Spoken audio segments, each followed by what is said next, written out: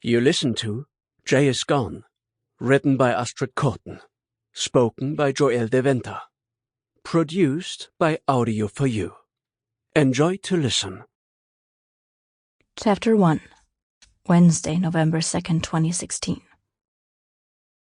Even though she'd looked him directly in the eyes, Silly couldn't remember what he'd looked like after it happened. She knew he'd been wearing old hiking boots, but that was all. His age, skin color, hair, eyes, height, or anything that could have even remotely described him had all been wiped from her memory. She had passed him while cycling through a city park along the path leading to the local swimming pool.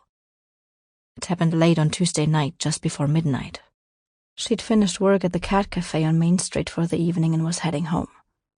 When she first moved to Aachen from the nearby town of Düren nearly a year ago, she'd lived in an apartment outside the city center and was always very careful.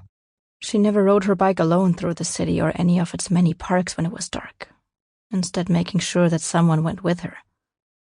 Sometimes she would even spend the night with a friend to avoid the dark route home. Nearly 1 year later, after nothing had happened and she had started to trust the locals, she now rode her bike wherever and whenever she wanted. That night, she cycled past the monument in the big city park, slightly tipsy after enjoying the 2 glasses of wine that she always treated herself to after hours. She was pedaling along when a man suddenly caught her attention. He was just standing there, staring at her intently and not moving a muscle.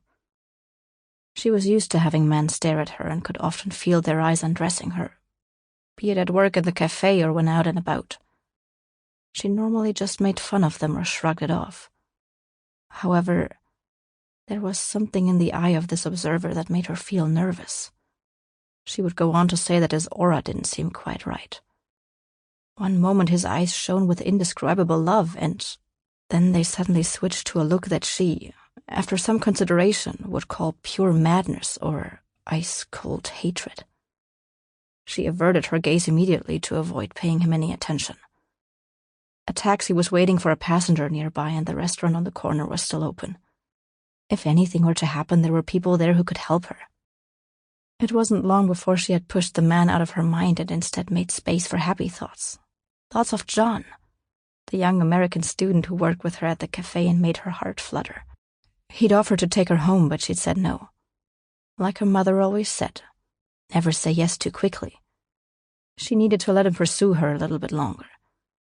She was a student who not only knew the rules of dating, but was also able to implement the essential tactics to her advantage. With John on her mind and her feet on her pedals, which were pretty much turning by themselves, she made her way closer to the park exit. Sample complete. Ready to continue?